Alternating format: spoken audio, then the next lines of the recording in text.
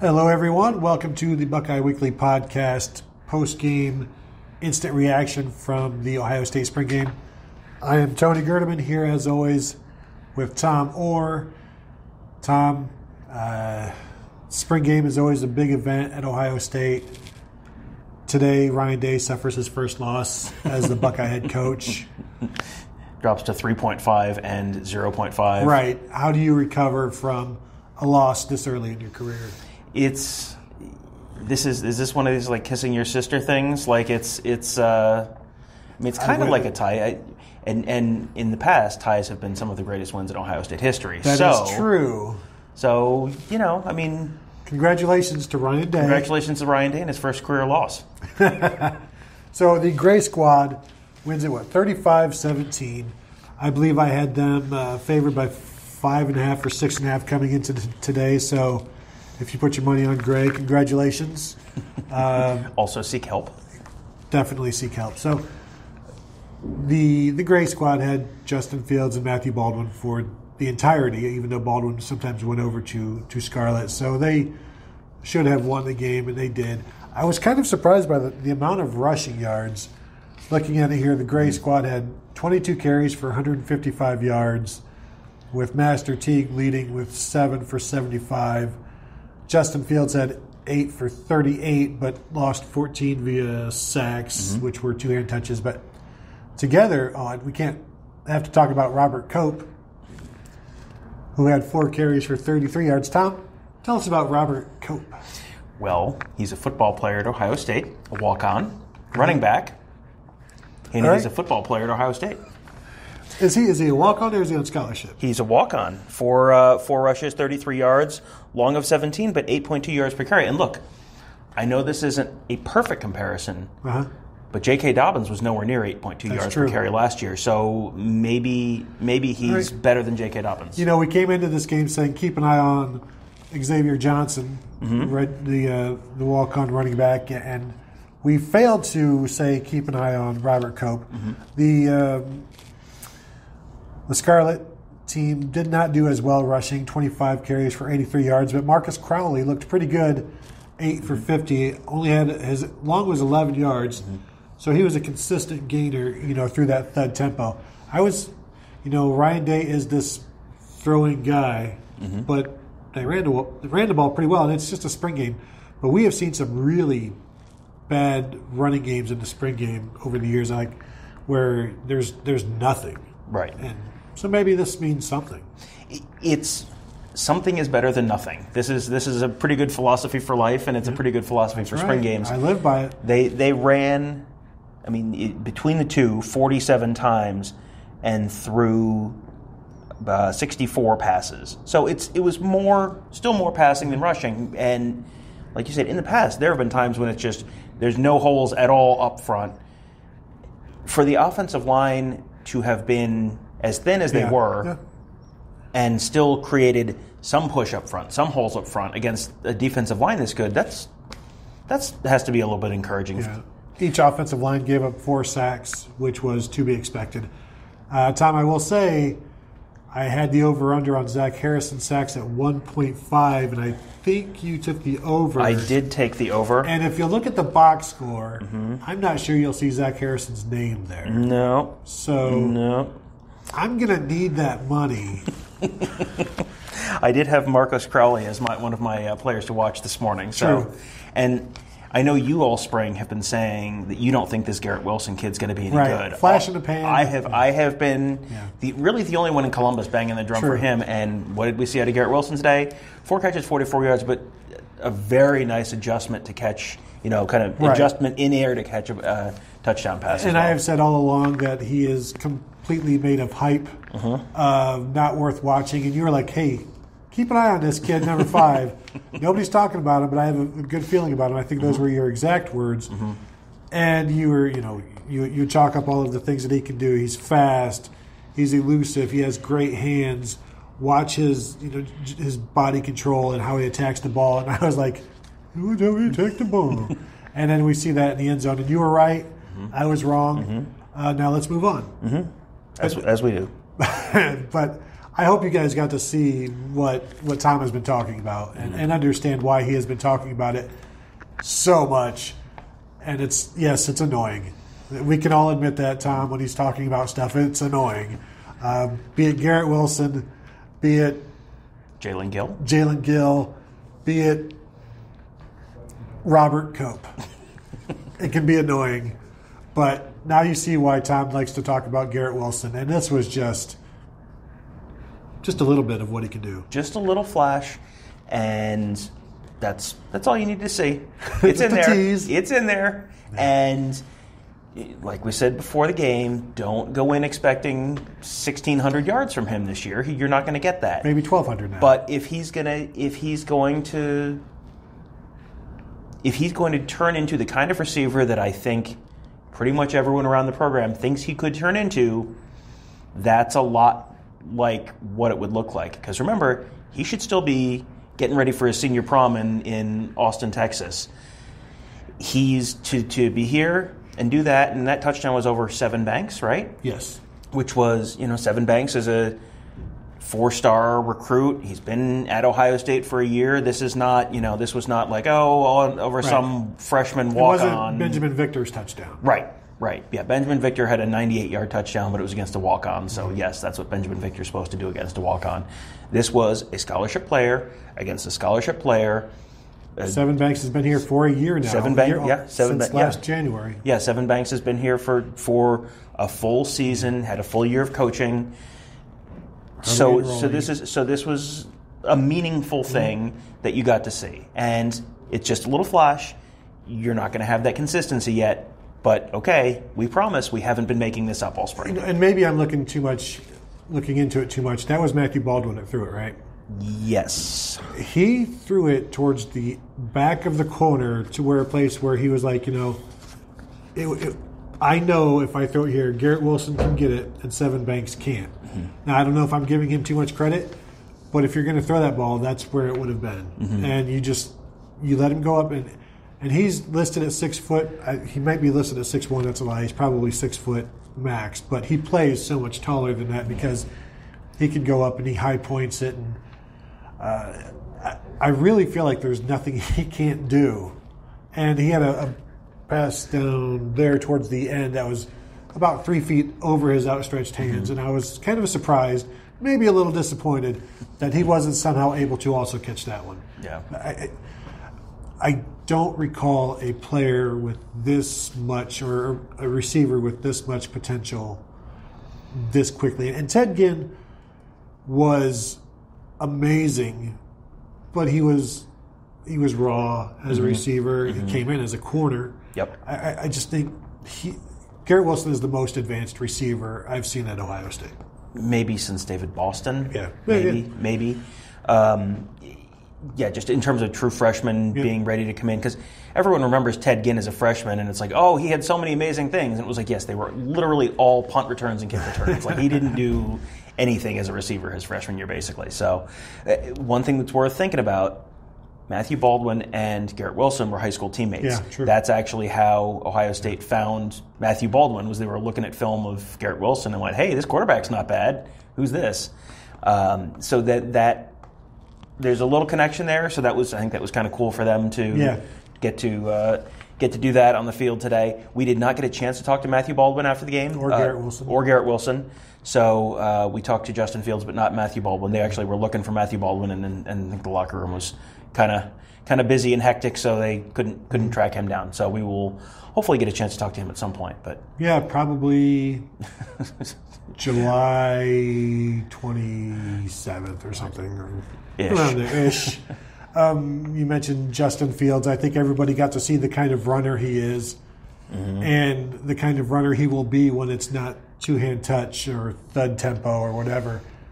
And we've mentioned, like, he is somewhere between JT and Braxton, but closer to, as we've said before, Braxton than he is JT. And you saw that today. You got to see some of the speed even on his touchdown run to the corner of the end zone.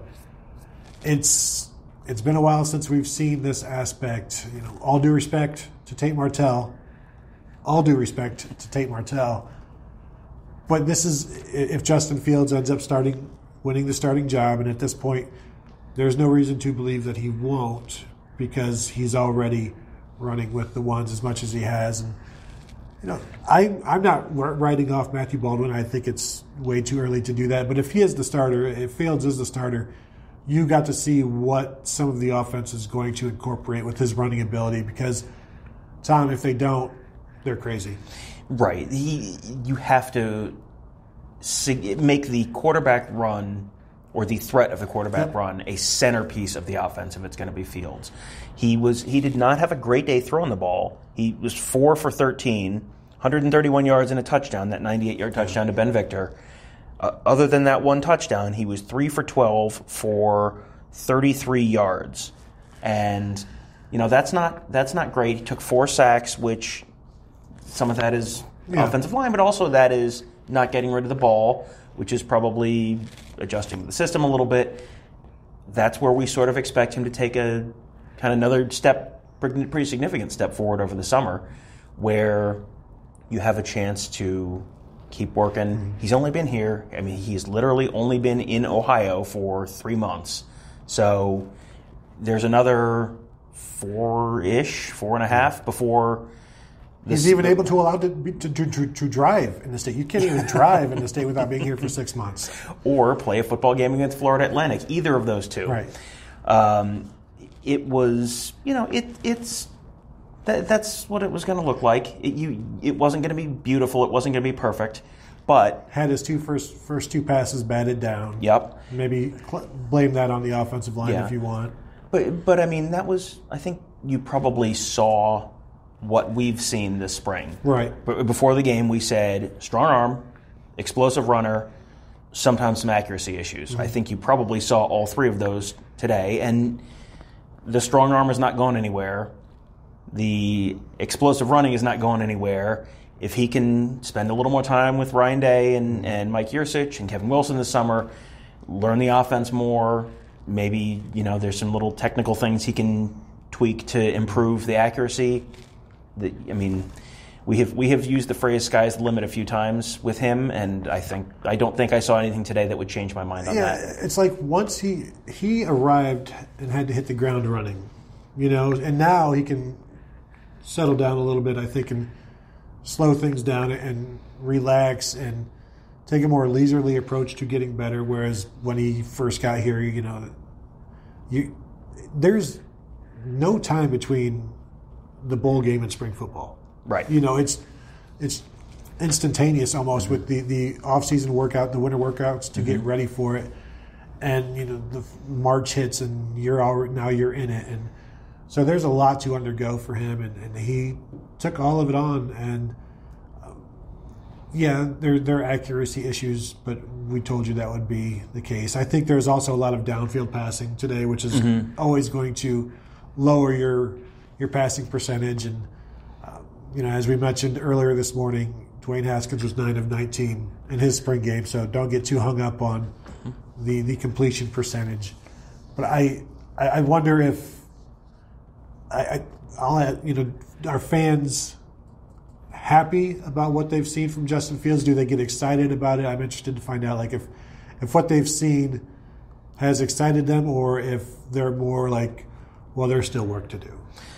I'm sure that there's probably a little bit of both, and a lot of it is probably based on what was your expectation coming in. Did you expect him to come in and, we had a question on the podcast a week or two ago, can he run like Braxton and throw like Dwayne? Well, if that was your expectation, no, you are not going to come away from this game happy. You probably have a foothold in your TV right now. If this was the first time you have watched an Ohio State spring game and you don't have an expectation for what Ohio State spring games always look like, then you're probably pretty concerned. This was what Ohio State spring games look like. Kyle Morgan, professional football scout. Joe Burrow was robbed. Look, this is not. Tate Martell was robbed. There's a lot of robbery going on. I don't think we need to say one or the other. I think they were both. Yeah. No, I think that if you came in, I certainly came away from this game having seen basically what I expected to see out of Justin Fields. So I don't know what Ohio State fans on the whole were expecting. If you just read the scouting reports coming out of high school, you were expecting him to throw the ball over the mountains over there and be Ted Ginn on the ground, and that's not a realistic expectation. And I even asked you before the game, like, would he complete 50% of his passes in this game, which he should always complete more than 50% of his passes in an actual game.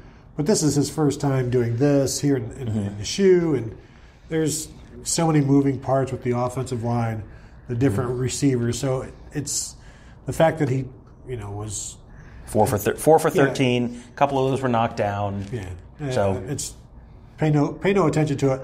Although I did just go ahead and post the box score on the front page of theozone.net. So go and check that out because the stats in that box score are very important, except for the 4 for 13. Matt asked, what did Zach Harrison look like since he didn't register a sack? I missed that over-under of 1.5 by just 1.5 sacks. Right, so you're pretty close. There were a couple times I saw him kind of coming around the edge and thought, yeah, maybe, and he didn't get there. But again, I never really saw him. Yeah. And he never really jumped out to me, which is the first time since attending a practice this spring where he hasn't done that, but maybe I was watching the ball too much instead of watching him. I saw Taraji Mitchell a few times make some contact and then also avoid some contact that could have hurt a quarterback or two by the sideline. And we all saw Jocelyn Wint. Yeah, you know what? There was a lot of the spring game that was, I could kind of see this coming. This is sort of what we were expecting.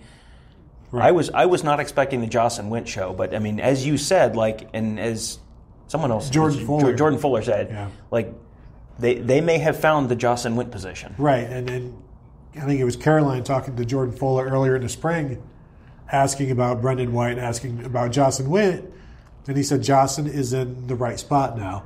And you could say that he was not in the right spot last year for several games, but he was in a good spot today, the bullet position behind Brendan White. And I was impressed by the range that he showed.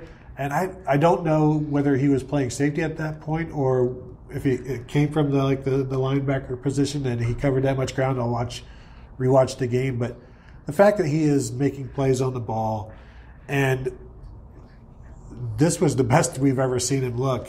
He was never looked lost, never looked out of place. It looked like he could be the number one there.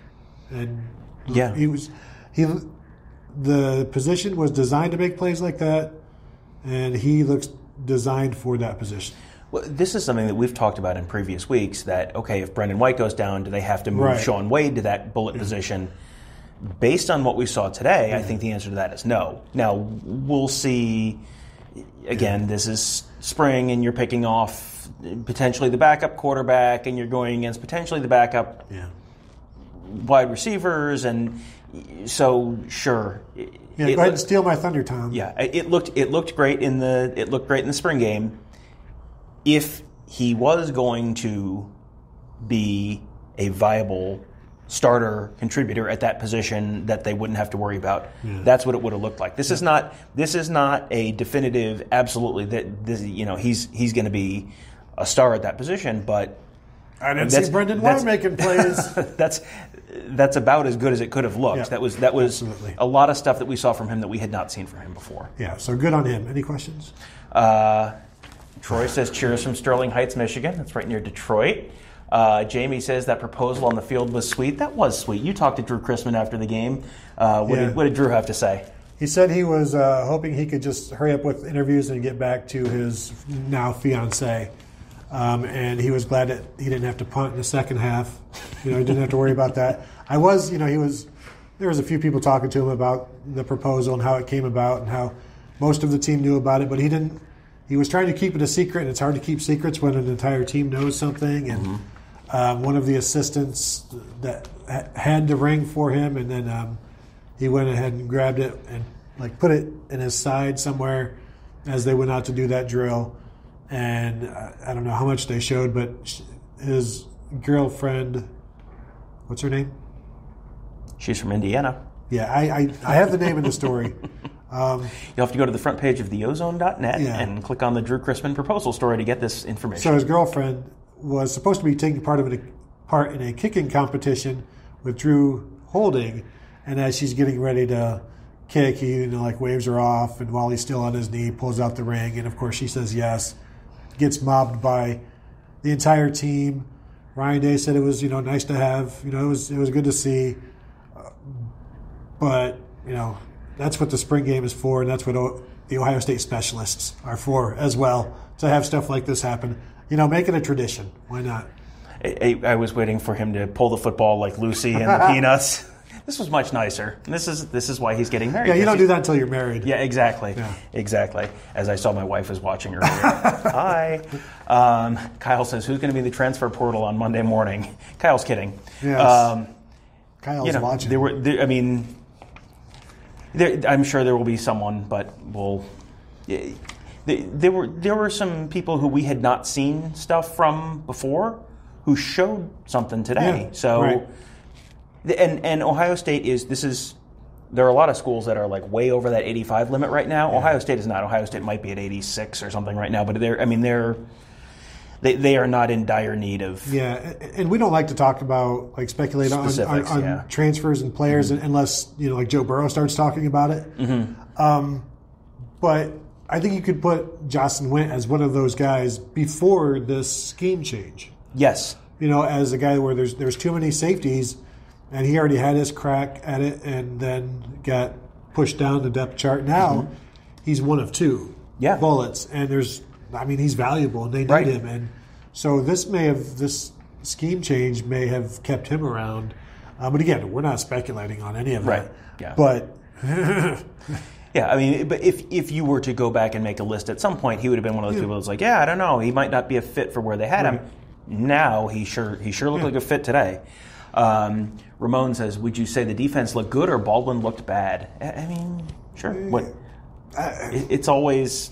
Yeah, what do you want to say? You can't ever read that much into the spring game. That is one of the long-standing truisms of Ohio State football. The coaches will tell you every year, It's just people want to read. It's one of 15 practices. Everyone wants to read into the spring game like this is the definitive thing. And, they weigh it. And they want to see how guys are going to do in front of a stadium full of people and all that. But it might be the 5th or 6th or 7th most important practice. Somewhere, maybe 4th, maybe 5th. But it's just one of 15. Baldwin did throw that interception into double coverage. That was bad. Yeah, that wasn't a good choice. And when you can look at Justin Fields, he did not throw any interceptions, which is good. Correct. But the one interception, I think that was that Wint as well that came over on that one, or was that? Amir Reap had one and Jocelyn Wint had two. And one of them. Reap was the one where he tipped it himself. Okay. In the slot, and Amir Reap is another guy we should talk about. Mm-hmm. The second team strong safety behind Sean Wade this spring.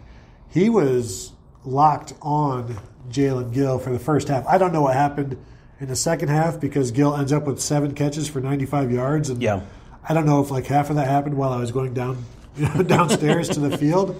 But I was surprised to see Gill with so many catches and so many yards. But Amir Reap in that first half was probably the most impressive defender to me because he was, locked up in that slot against Jalen Gill, who, as you guys saw, he's good. And it made me think that, we might see a whole lot of Jalen Gill this year. Not that I didn't think we would, but I thought,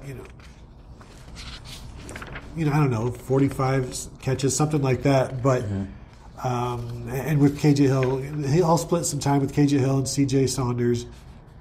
But he might be a guy who, like Chris Olave, where the role and the expectations grow as the season goes on, because I think he's going to be really good. And he was one of the guys we talked about this morning. We've talked about several times over the course of this show, but. So with Amir Reap matching up with him in that first half, I'll have to watch the second half to see if that stopped or if Gill was able to take advantage of it. But Reap looked good to me in the first half at least. Yeah, Reap is another guy who you weren't sure where he was going to fit because he was kind of bounced from corner to safety and he wasn't ever really threatening to take that starting job last year when there were a whole lot of guys they could have been looking at because it wasn't like the safety position was super settled last year by any means.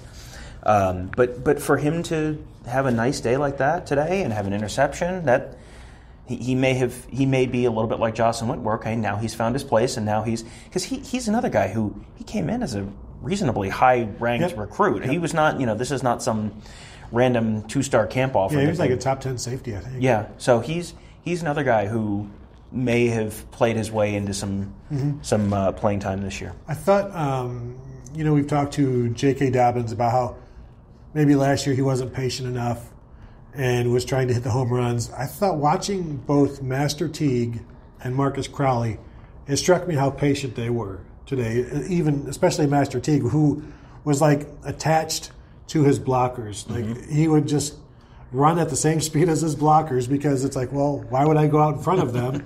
And he ended up running one in from, 22 yards? Was that his touchdown? Yeah. But he had 2 touchdowns. I just thought they were impressive with their patience and the way they followed their blocks and utilized their blockers. And it was good to see. It makes me think that the running backs are going to be a strength and are going to be deep. Eventually, once Demario McCall gets back, he's just going to add to it. So I was impressed by those 2 young running backs. Yeah, I think that running back room is probably one of the lowest on the level of concerns of any position group in that team right now. I mean, if you were to ask Ryan Day, like, where do the running backs rank on your list of concerns, he'd be like, I would never even considered that. I mean, even the positions where they've got guys who are like, yeah, this guy's probably going to be okay, like quarterback, like you'd like to have another quarterback in that room. So there's some concerns there. Running back, like you've got Dobbins, who you know what you got. You've got Teague, who sure, for all the world, looks like he's going to be. Yeah. You've got Crowley, who is young, but if he was going to turn into something significant in a year or two, this is what it would look like. And you've got McCall, who at this point is almost a luxury because you don't know what you're going to get out of him. They have talked him up as like the sports car you only bring out like during the summer, although they would need him during the fall. They would need him during the fall, and this is the kind of day when you would bring out the sports car, and they did not bring him out. Although he was dressed. He was dressed. They did have the car cover off of him. He missed all of spring practice with a calf injury. He's missed a bunch of time with injuries. If he can stay on the field, they love what he can bring. Yeah. But there's some slander in the questions. I'm not going to address that, Troy and Matt. I will address Matt's question. A little vague. How did the line look? I mean, there are 2 lines, as you may know if you watch football. What? They ran the ball well. They did run the ball well. And as I was saying, Master Teague was following his blockers.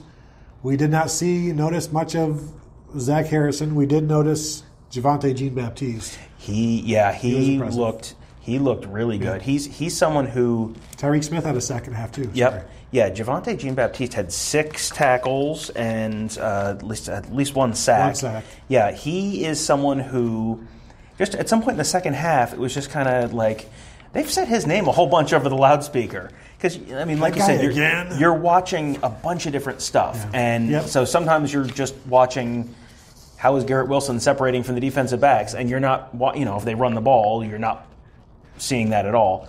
But it was just like, I just kept hearing Javonte Jean-Baptiste's name. He is, if Demario McCall is a luxury, Javonte Jean-Baptiste is like, I don't know, 6th, 5th, and the defensive end depth chart at least. It's like a gold-plated doorstop. Right, exactly. You don't need it, but here you go. Might as well. Luxurious. As long as the doorstop eats 6,800 calories a day. That's what he had to do last year. He literally did not play on at all. One down last year because he came in as a linebacker. He came in at 215 pounds, which is not Big Ten defensive end size. Thin because he's 6'5", right? 6'4", 6'5". Yeah, but he spent last year eating a 6,800 calorie a day diet, and he all of a sudden he looks like he's quick. He is not put on bad weight. Right. He looks like all of a sudden like, oh yeah, Larry Johnson is a pretty good defensive line coach. Right. I would say like imagine Benjamin Victor as a defensive end, and that's what he looked like last year when he came in. And now he looks like a defensive end.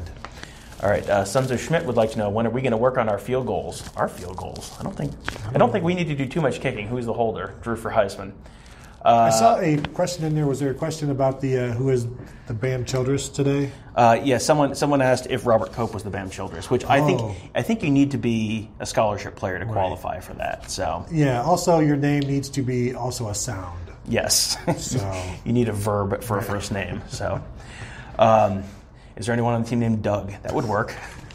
Paul asks, who's the biggest surprise in the spring game? I'm going to take the Jocelyn Wint answer because that was I did not see Jocelyn Wint, defensive star, coming. Javante Jean-Baptiste there too. Amir Reap for me in the first half was there, but Jocelyn Wint, what he did was encouraging, very much encouraging.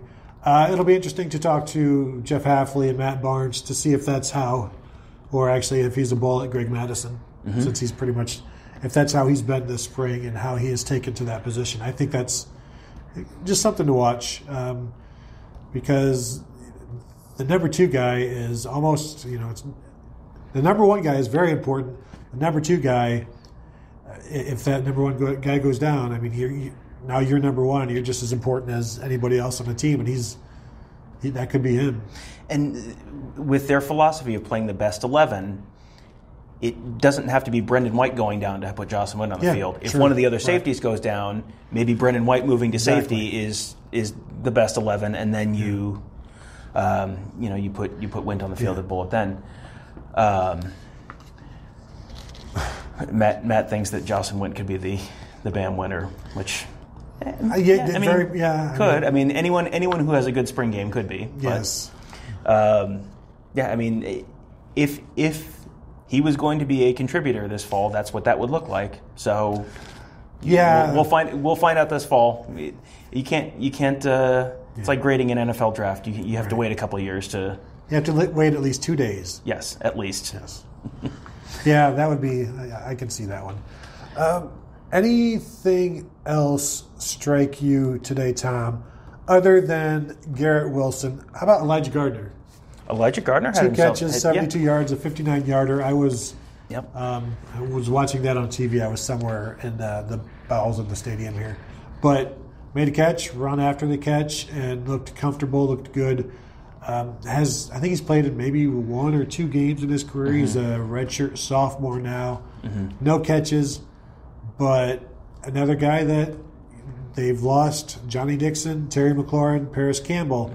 They need those young guys to step up. And, maybe I think Ryan Day said he's at Z right now. I think that's right. So we see Garrett Wilson, who is also at Z. Chris Olave is at Z. Austin Mack has spent some time at Z.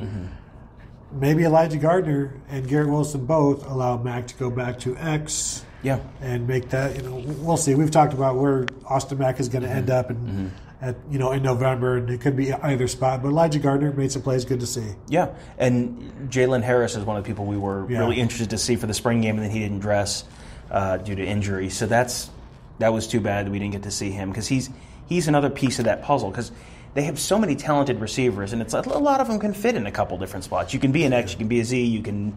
We saw some of the H's go out and play one of the outside receiver spots last year. And again, best 11, sometimes that's going to mean, and sometimes that's going to mean Jeremy Ruckert, and there's one fewer wide receiver spot out there. You mentioned the H's. I was surprised at how many times they were throwing the ball downfield to the H's. Twice in the first quarter to Jalen Gill, a couple times to KJ Hill. So I think that's been a missing part of the offense. Maybe since Curtis Samuel. Yeah. And that was never one of Paris Campbell's quote-unquote strengths. And I know it was something he wanted to showcase last year, but it never really happened. But if they're throwing deep to the H's this year, I think that there's untapped potential there because we see how they stretch defenses east and west with that position.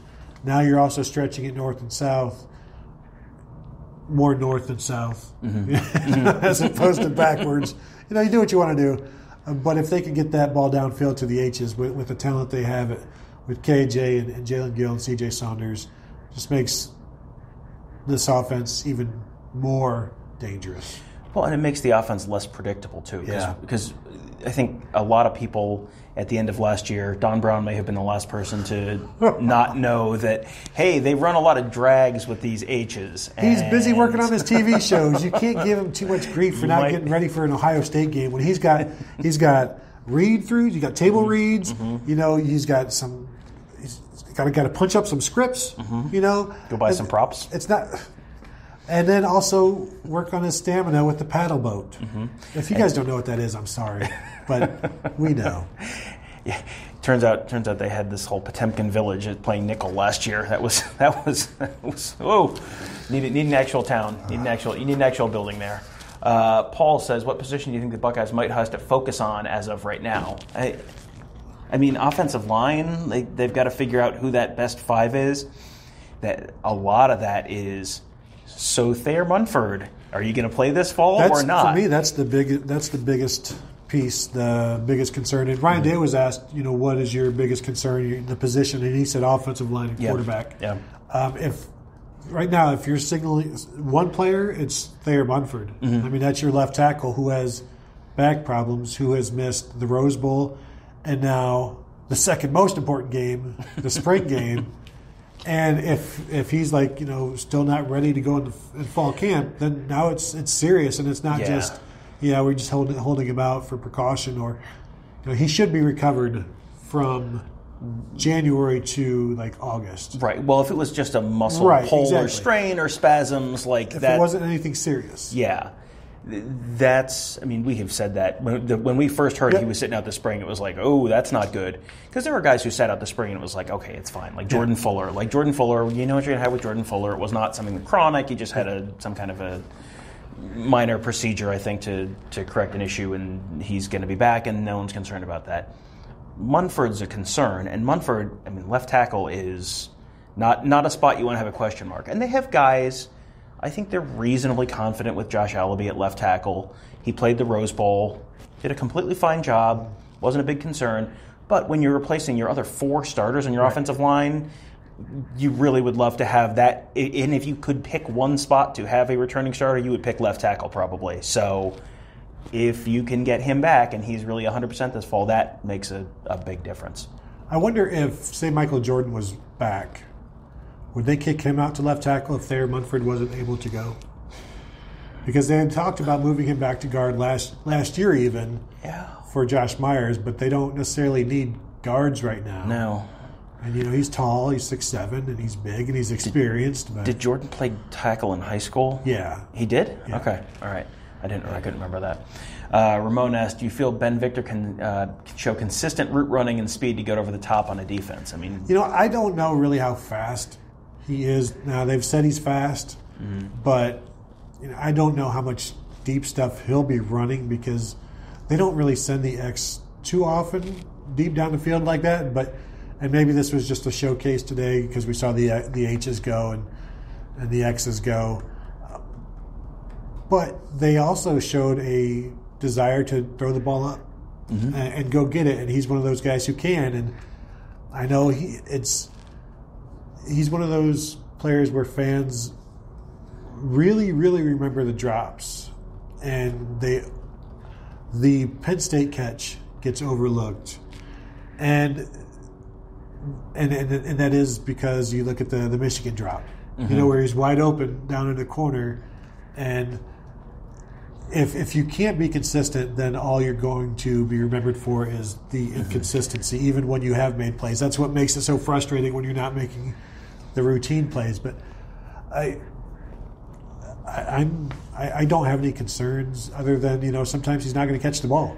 That seems like a concern for a wide receiver, but they have guys at X. They have other guys at X if he just continues to they struggle. But I don't think struggles. I just literally said the word struggle, and I don't think struggle is the right word. It's he. I don't think he's bad. He's bad.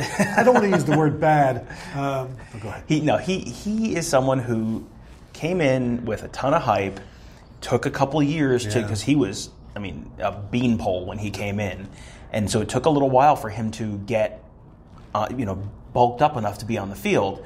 So then everyone got impatient with him. And then he's had big plays and he's had a couple, some bad plays. And because people have been predisposed to, because he took a couple of years, people are sort of predisposed to think, oh, this guy's a bust. You remember the bad ones. He led the team in touchdowns 2 years ago. He had 7 touchdown catches 2 years ago. And I remember looking at that last summer and going, is that right? Going and checking the game log, oh yeah, he did have 7 touchdowns. I think he is also hindered by the fact that you have Urban Meyer saying he has more potential than any receiver I've ever coached. Zach Smith used to say all kinds of things about his potential and his. Who? You're right. A former, I'm not even going to get into this.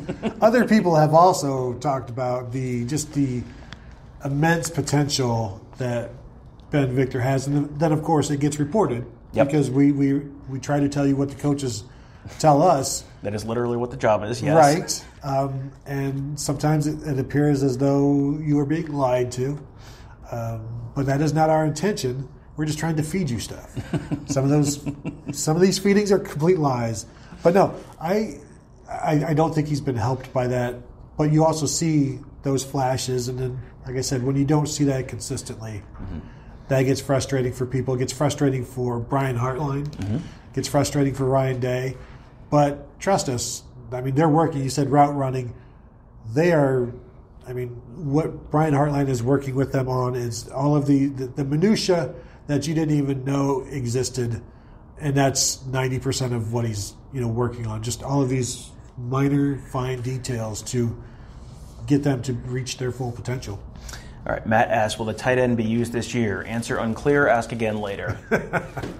Paul asks, what was the attendance? 61,103? 102? Something like that. 102. 102. Let's be accurate. Would have been 61,100 without us, so That's you're right. welcome. You're welcome, Ohio State. Paul also asked about the opinion on quarterback similarities and differences. Matthew Baldwin is not as good a runner and not as strong an arm, but completed a higher percentage of his passes today, and has an extra year of experience in the system, right? Correct. That's pretty much it? Pretty much it. And Justin Fields is catching up every day in terms of his understanding of the offense, which I think is a positive sign. I think that there's probably almost no argument that the higher upside quarterback is Justin Fields. Not that he will necessarily get to that upside, but if you got the 90th percentile outcome from both of those guys, that is higher for Fields than Baldwin. Let me ask you this. Who is closer to reaching their potential? Justin Fields or Chris Chuganoff? I would say Chris Chuganoff. Probably. I think Chris Chuganoff. If your ceiling is 7 foot, you're closer to touching it. Yeah. Well, and Chris Chuganoff, I think, almost of any player we've talked to, has the best sense of who he is and what he can do and what his limitations are. But he knows, he knows he's a Division I player. He is a good, solid quarterback. Scholarship quarterback at Ohio State. But I think he also looks at, I don't think he harbors any illusions that he has a higher ceiling than Justin Fields. Well, maybe. That's your opinion. That's your opinion of... He didn't mention it when we talked to him, so... Well, nobody likes to brag. That's true. Yes. That's true. Anything else from the online people? No, we are done. We are done with the online people. I don't have anything else. Do you have anything else? I think we've kind of covered the basics, and we're supposed to talk to Ryan Day and some of the assistants later this week. Hopefully, all of the assistants. That'll give us a lot more insight because, again, we have seen. You just saw 2 hours of football. We've seen a few more hours on top of that, but there's a whole bunch that we haven't seen. They grade everything. So you saw 2 hours of football. We've seen that plus a couple hours. But they have all these. They track completion percentage through practices. They have all this information. How willing they are to talk about that is sort of up in the air, but it's always interesting to talk to them after spring, because when you're talking to them during spring, regardless of how far into spring you are, the answers are, there's always like, well, it's still early. Mm-hmm. And we will also get that after spring at times because, it's we still have the off season and we've got preseason camp, but we have more information. Their coaches are more open because they also have more information and they will share what they want to. Mm-hmm. And it's a good time to ask about every single player on the team because they sit there at tables generally for like a half an hour, and you just talk to them, and It's very useful, and it helps us get through the summer. Yes. We had 2 additional questions. Troy asked about the kickoff schemes, which they didn't kick the ball off today, so we don't have any idea. We've seen is them practicing lane discipline and blocking and that kind of stuff. So we don't. We'll get that answer for you when we talk to Matt Barnes or Ryan Day. But I don't see a reason for change, but maybe Ryan Day does. Yeah, and Matt asked if anyone's on commit watch tonight. I mean, there's some in-state guys who are here today who could. I mean, I saw Darian Henry, the defensive end from Cincinnati. I saw Jalen Anderson, who's from Massillon. He's a 2020. What about Marvin Harrison Jr.? Do you think, because he talks a lot about Ohio State. He is. And he seems to really like it here. He sure does seem to like it here. His quarterback, Blake McCord. No, something McCord. It's something. Doesn't matter. Anyway. There are a lot of recruits.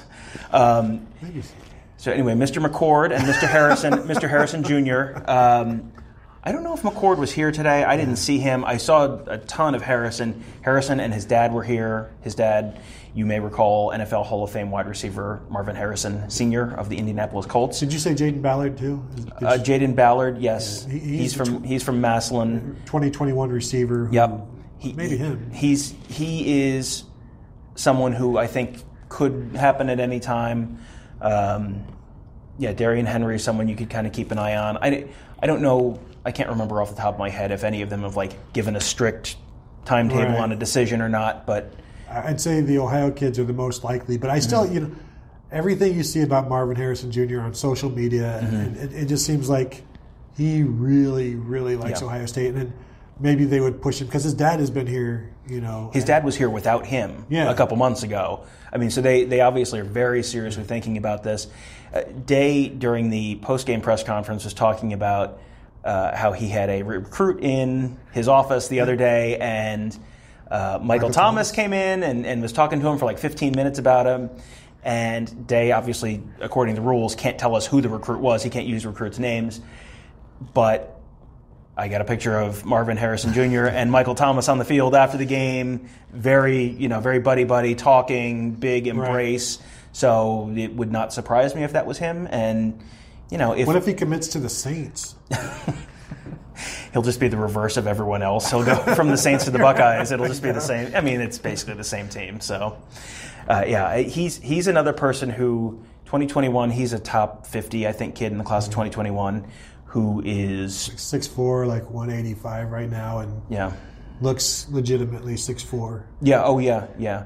Paris Johnson was here today.